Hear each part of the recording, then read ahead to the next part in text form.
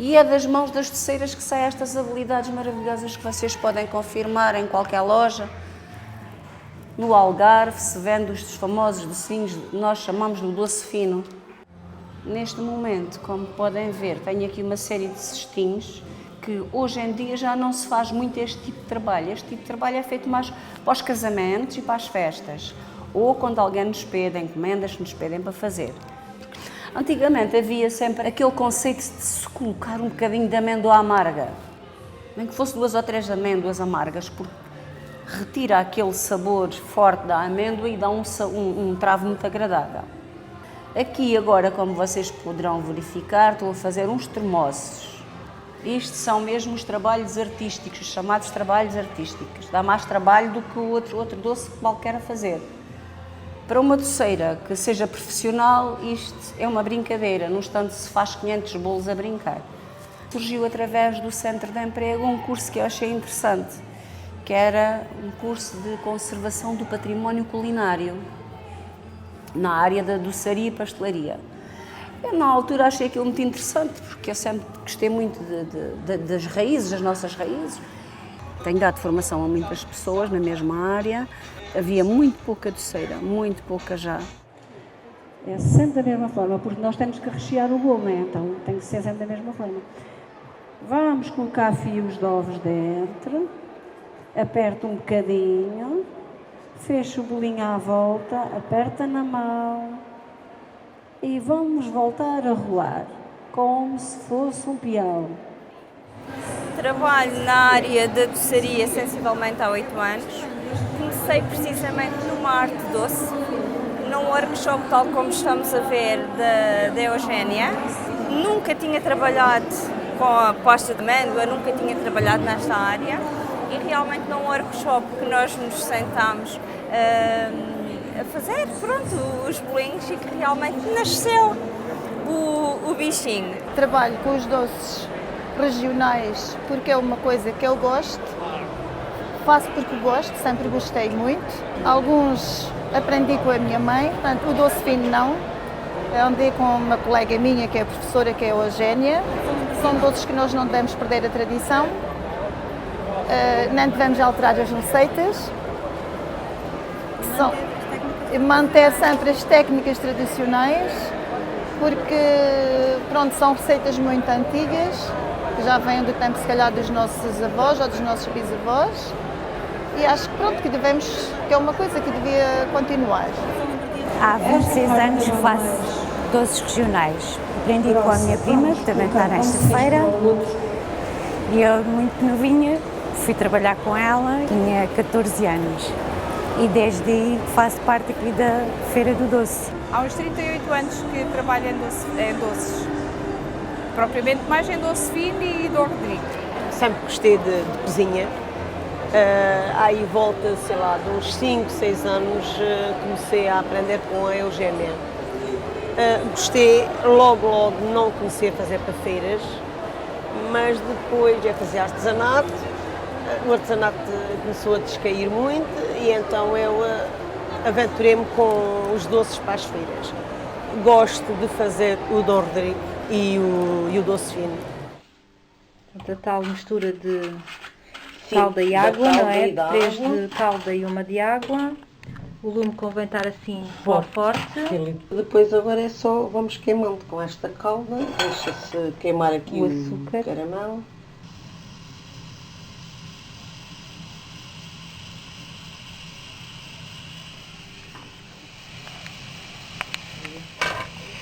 E este depois vai-se aproveitando este. Agora tira o excesso. põe-se o bolo.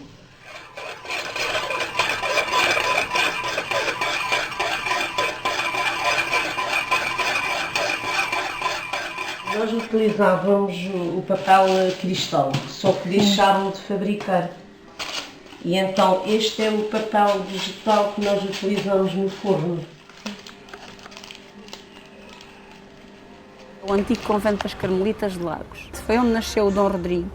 Diz a lenda que ele nasceu naquele espaço e que era um doce conventual feito para as freiras. Essas freiras já faziam há algum tempo esse doce. e, segundo consta a lenda, era vendido ao alcaide da cidade, de nome Rodrigo. E após o terremoto de 1755, a cidade ficou praticamente destruída e esse Dom Rodrigo ajudou a edificar a cidade, ajudou as freiras a edificarem parte do convento e é homenagem a ele, reza a lenda, que elas puseram o nome de Dom Rodrigo a esse bolo. Daí nascer a lenda do Dom Rodrigo, sendo de Lagos, é o nosso património cultural. O doce fino é um dos doces mais conhecidos do Algarve, não sabemos bem a proveniência dele, dizem que é trazido pelos árabes, no tempo que o Algarve foi conquistado aos mouros, portanto veio trazido pelos árabes. Nós sabemos que atravessamos a fronteira e que vamos a Marrocos, que está a doçaria igual à nossa, de amêndoa, feita da mesma maneira, os mesmos procedimentos. A única diferença é que nós fazemos com cores, moldamos figuras e eles não.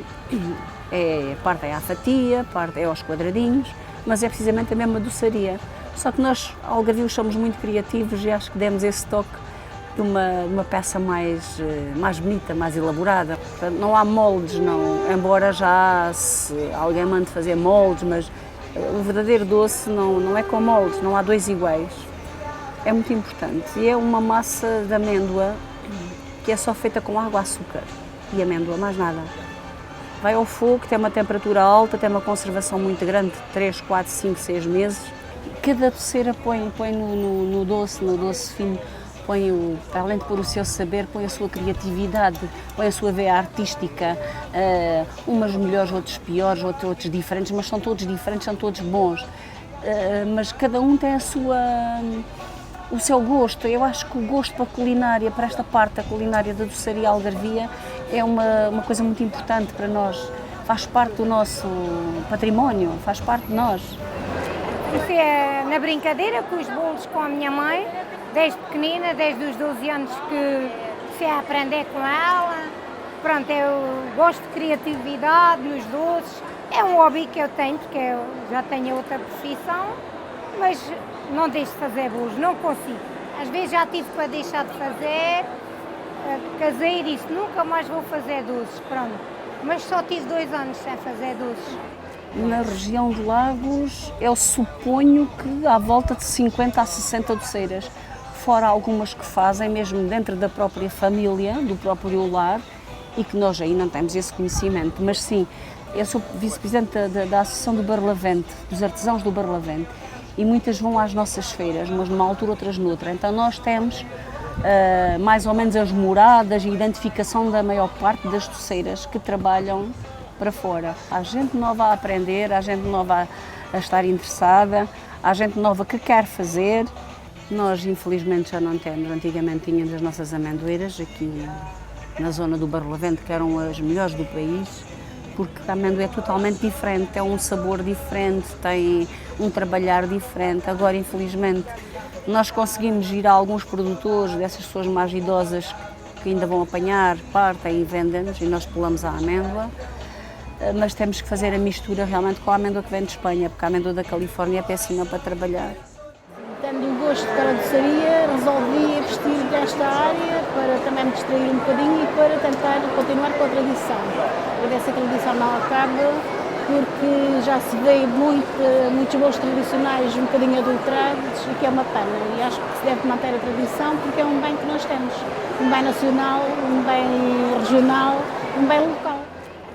Amêndoas, figueiras, alfarrobeiras, é os 3 frutos que têm em predominância lá na terra. Depois daí recolhemos o fruto e para dar alguma utilidade faz-se os doces que são considerados tradicionais. Temos a estrela de figo, que é com figo e amêndoa, que é o mais natural. Temos o queijo de figo, também com só apenas figo e amêndoa. Os arrepiados, que é só amêndoa, ovos e açúcar. Depois temos ali a nova, que está a invenção da alfarroba, que é feito com farinha de alfarroba. E tudo o que aprendi foi com o meu pai.